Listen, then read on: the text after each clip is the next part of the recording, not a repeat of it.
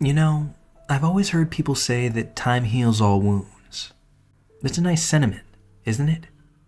But whoever came up with that clearly never had parents like mine. Time didn't heal a damn thing. If anything, it only gave me clarity.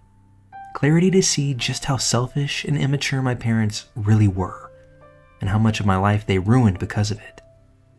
Growing up, my mom and dad absolutely hated each other.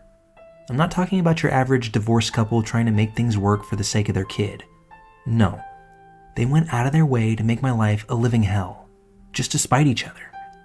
Every argument they couldn't settle, they dumped on me.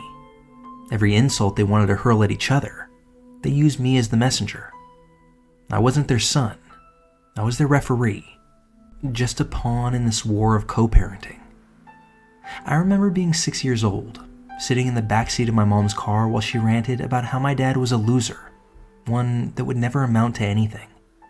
Then I'd go over to his house for the weekend, and he'd tell me about how she was this horrible witch who ruined his life. They never even tried to hide it. It was like I wasn't a kid to them, just a sounding board for their hate. Birthdays, Christmases, and even something as small as a parent-teacher conference. They turned every single thing into a battleground. Who would pick me up? Who got me the better gift? Who loved me more? But you see, it was never about me. It was always about one-upping the other person. And they just loved dragging me right into the middle of it. By the time I was a teenager, I'd stopped caring. I stopped expecting anything from either one of them. They were too busy acting like children to ever actually parent. I mean, there were days when I literally had to mediate their arguments. Imagine a 13-year-old standing between two screaming adults, trying to stop them from tearing each other apart. That was what I knew as life. And the worst part of it all? I didn't have anybody else to lean on. No family members stepping in to help. No adults to tell them, hey, maybe you should stop traumatizing your kid. It was just me, all alone, caught in this cycle. Well, now fast forward to today. My parents are now old, a little bit frail, and you can't trust either of them to live on their own anymore. They need help, and guess who they both expected to swoop in and save the day? Me. The same kid they spent years neglecting and emotionally abusing. The same kid they forced to grow up way too fast. The same kid who's now an adult with no patience left for their bullshit. When those phone calls came, first from my dad and then from my mom, I didn't feel pity. I didn't feel guilt.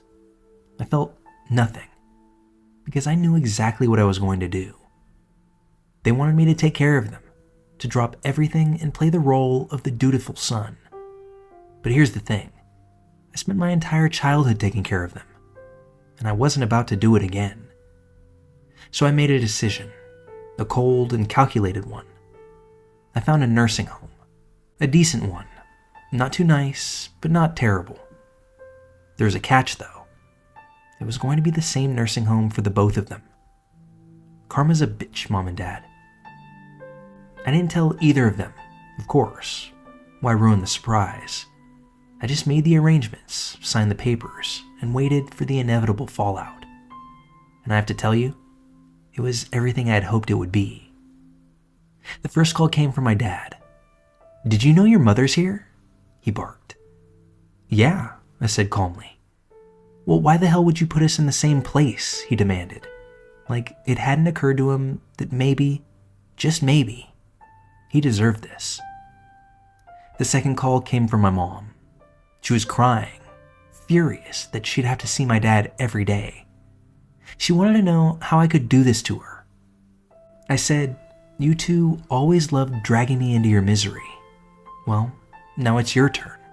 And up till now, that's been that. They're stuck together, in the same building, eating in the same dining room, passing each other in the hallways. They can't really escape each other, no matter how much they might want to. And for the first time in their lives, they're being forced to deal with the consequences of their parental actions.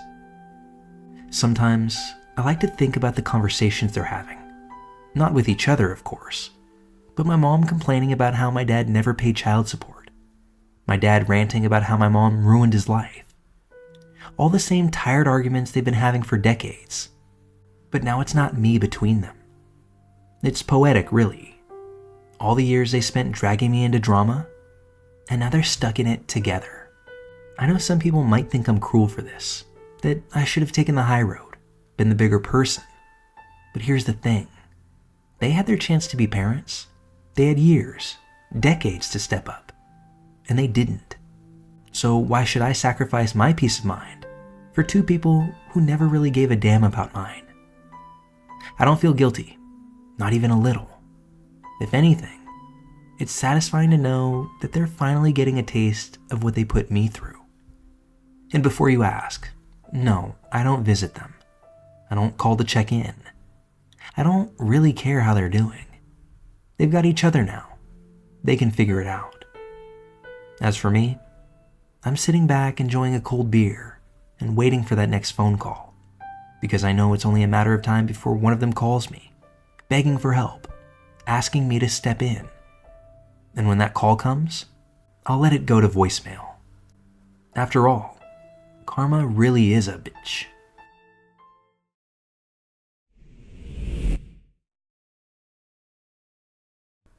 This is going to be a long one, but if you stick with me, I'll share with you the story of how I ruined a woman's marriage over a video game. So, I had a really bad childhood. Like, I've only had 6 years of school in my life kind of bad. But I don't want to get into those details here. When I was around 14, I started playing an MMO called Dark Age of Camelot. Now, when I played these games, I would normally tell people I was in my early 20s, because kids just don't get respect online. I later went on to lead raids with hundreds of people in attendance, and was even gifted a sword that would have sold for nearly $1,000 at the time, due to my work. So I was pretty good at keeping up the ruse. Anyway, I met this 22-year-old woman one night while in a dungeon, and we ended up hitting it off and becoming really good friends really quickly. We started playing with each other for hours every night, and at times even her husband would join us. After a while, I'd start getting bummed out if I hopped online and she wasn't on. It's important to note that this was well before the days of audio-heavy messaging services such as Discord and Ventrilo, although I had a really deep voice at 14, so I might have been able to fool people. Over time, we started getting closer, and one night she told me she was starting to catch feelings. I was young and really didn't know what to do, and being in the dark place that I was as a kid, I made the absolute wrong decision. I should have told her then that I was underage, and it might have prevented a lot of heartache for the both of us. But instead, I told her I felt the same way. It escalated from there, obviously, until one day she told me she loved me. I'd never heard anyone say that to me in my life before, or had I told anyone else that I loved them. We just didn't do that in my house, and even now, in my 34 years of life, I've never even heard my mom say it. I realized I felt the same way, and now, shit was spiraling out of control. I was a super depressed kid, and this set me over the edge. I was in way over my head, and the guilt from letting this woman fall in love with a fucking child that she thought was a man was too much to handle. I spent 4 days in bed without eating. I just laid there thinking about how I was going to have to tell this woman what was going on, no matter how bad the aftermath might be. And so I finally told her. I told her that I was actually 14 and explained why I lied to begin with. I told her I never meant to trick her or play with her emotions, and that I'd gotten in over my head. By the time I realized it, I was in so deep that I couldn't get out. I told her I was sorry for hurting her, and that I understood if she never wanted to talk to me again. When I was done, I fully expected her to tell me to go fuck myself. Instead, she told me that she was disappointed and a little hurt that I'd lied, but she understood. More surprisingly, she told me that it didn't change how she felt, and that she was willing to wait for me to turn legal. This was completely opposite of how I expected all of this to turn out. But now, I was all in. For the next year and a half, we spoke every day for hours about just about anything you can think of. Also, for the first time in my life, I had someone who I knew genuinely cared about me. and that's a feeling that I really enjoyed. Eventually, her husband found out what was really going on by digging through her chat logs, but they'd been having problems of their own, and she wanted a divorce. He got super wasted one New Year's Eve, and she ended up locking herself in a room while he banged on the door, screaming at her to call me. All that type of fun shit. She left him, and that problem was soon out of the picture. On top of everything else, she was a hugely positive influence on me. I had dropped out after a few months of ninth grade, and was hanging with some truly shitty people. She'd been through a bit of that herself, and helped me navigate some seriously treacherous waters. For instance, she told me unequivocally which drugs not to try, and she heavily encouraged me to stop messing with crack for the brief week or so that I used it. She'd shared with me a story about how she was sexually assaulted by a guy at a party when she was a teenager. So when a former friend of mine tried to assault a girl at my house during a party after she passed out, I remembered this woman's story and how it impacted her. Any indecision about what to do dissipated, and I told my friend, "I'm not going to let you do that." And I carried this passed out girl into my sister's room. This guy kept trying to get in, so I ended up staying in there the entire night, locking the door and sitting in front of it until she woke up. All the while, my friend was stealing my PlayStation games. Anyway, it all went great, up until the point where I went to jail. My dad had tried to rough me up one night, so I pushed him off of me and told him not to fucking touch me. That's when he ran and called the cops and told them that I hit him. I was charged with assault and locked up for about 30 days with 60 days of house arrest. We still talked throughout this time, and everything was fine for the most part. But a week or so after I got out of jail, she dumped me. Her best friend had gotten in her ear and told her that she'd lose all respect for her if she slept with me, which makes sense in hindsight, because I was no older than 15 at this point. But I digress. We still talked for months afterwards, but eventually she found someone else, and poof, she was gone.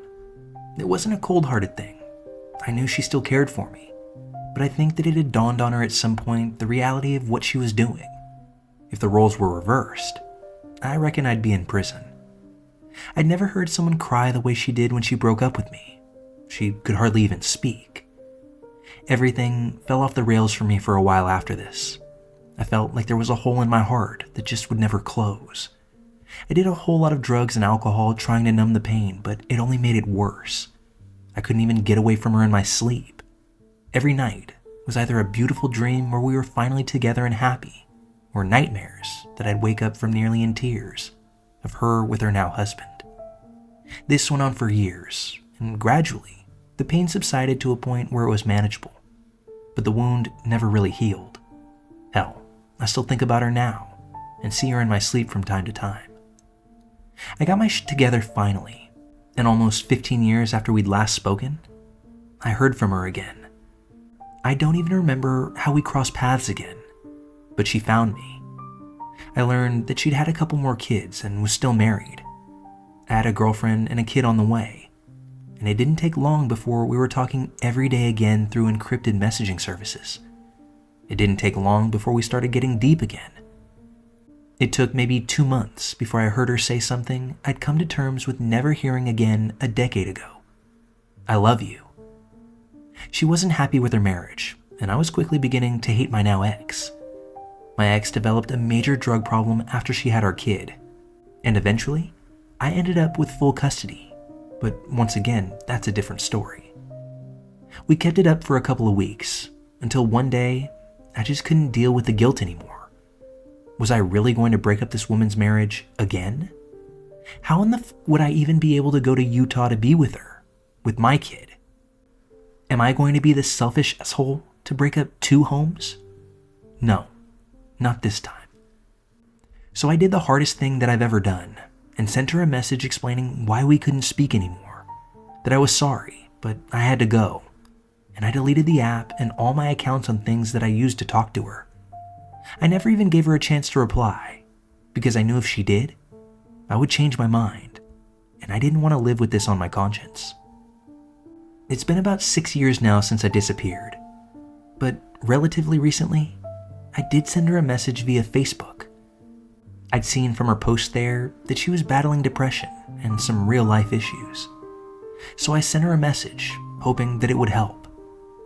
I told her that she was the most important person to come into my life. I told her that if she hadn't come along when she did, I'd either be dead or in prison.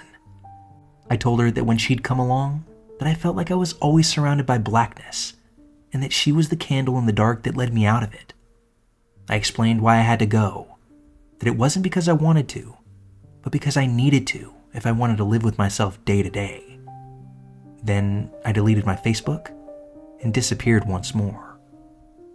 Now, just about 20 years since we met, I'd still drop everything to be with her if things were different. She's the most beautiful woman I've ever seen, and funny and kind and everything warm and right in the world. I've come to terms with the fact that we'll never be together, but the thought of what could have been haunts me and hangs over every other relationship I have.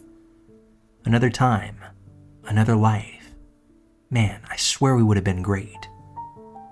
The biggest regret I have in my life is that I'll never get to meet the person who completely changed my life and taught me how to love as well as be loved. I'll never get to say thank you for that. I'll never get to see her, to hug her, and get close to that warmth and source of life that helped me navigate the hardest times in my life. I'll go to my grave holding this regret, and when I've contemplated death and the afterlife, all I've wanted from my personal heaven is a chance to finally see her and say thank you. If you've made it this far with me, I have one final note. This isn't some beautiful love story. It's the thoughts of someone still under the spell of a damaged person who hurt me deeply. I do thank you for listening, though.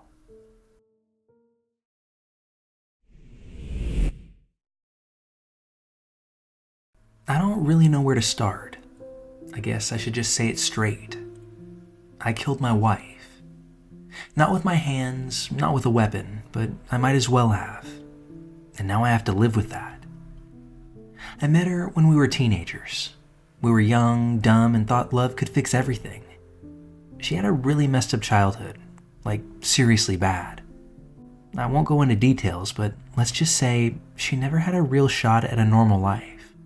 She was drinking heavily before she was even out of high school, blacking out, getting violent, hurting herself or other people. And me? Well, I just took it. I should have left back then, but I didn't. I told myself I could help her, that she'd change if she just had enough love and support. You know how that goes.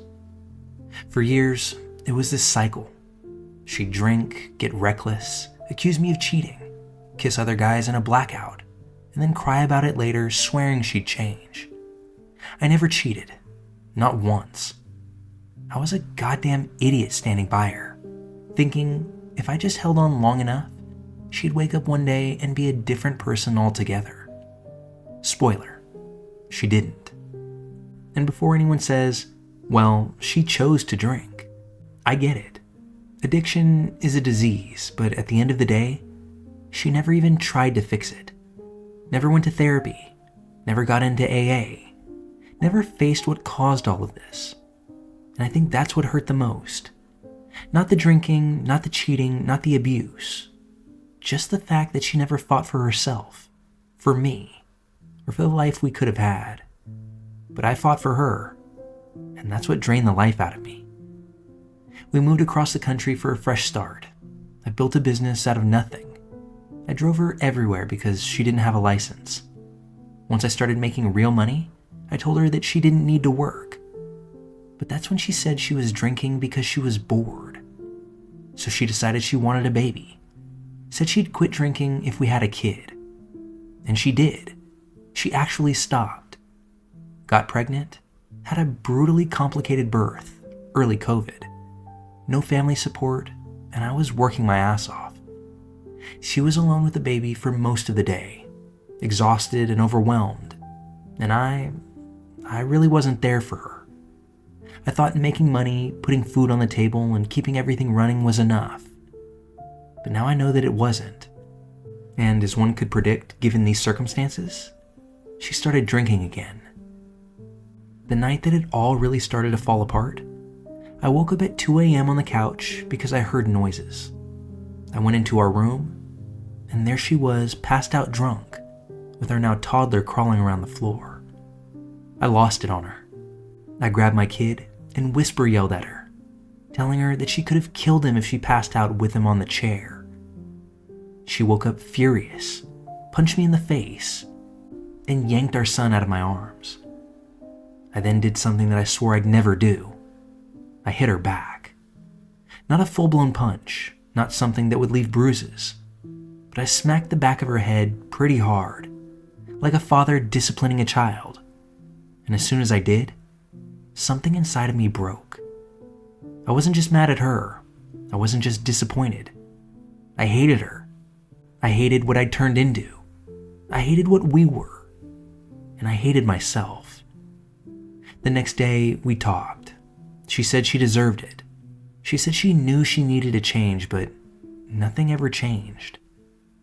That was when I knew I either had to leave or I'd end up like the people that we swore we'd never become. I didn't leave. I should have, but I didn't. Instead, I started falling for someone else. At first, I told myself it was innocent, that I wasn't cheating, that I was just talking to this certain coworker because she understood me in a way my wife never could. We started going out for meals, late night drives. We got close. And then one night, my car broke down, and we had to wait 2 hours for a tow truck. We huddled up in the car, and one thing led to another, and I slept with her. It was quick, shameful, and as soon as it was over, I felt sick. I went home that night, sat alone in my basement and cried. Not because I felt bad for my wife, but because I knew deep down that there was no coming back from this. I started lying, gaslighting. She knew something was up, but I denied everything. She found long hair on my clothing. I lied. She found messages. I lied about those. She found sex stains on my pants. I said it was from masturbating. I just kept lying until I couldn't anymore. And then I finally told her I wanted a divorce. Her reaction is what sticks with me. She wasn't sad. She was destroyed, shaking, screaming, begging me to stay. And for the first time in years, I really saw her. I saw how alone she was, how broken. And even though I had reason to walk away, I felt like the biggest piece of shit in the world. She begged for therapy. I refused. She begged to give our relationship a second chance. I said no. I told myself that I was finally standing up for myself. But the truth? I just wanted out.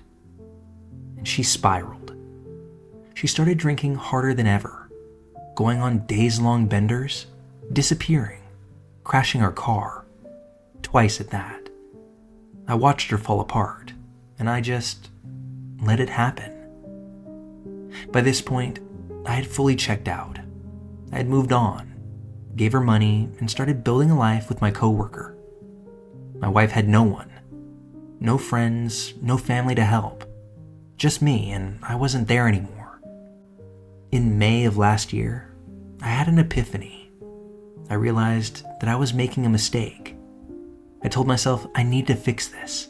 I need to go back to her, try again, get her the help and the support that she needs. I planned to sleep on it, but the next morning I got a call. She was dead, unalived herself, life taken by her own hand. She left a note, and in it she made it clear that I was the reason, that I had broken her, that I betrayed her, abandoned her, and left her to die, that she had been trying to get better, and I was just too selfish to wait. After reading that note, something inside of me died too. I've lost everything. My wife is gone. My coworker left me when she found out the truth about this whole thing. My child? He has no mother, and when he's old enough to ask what happened, I'll have to tell him the truth.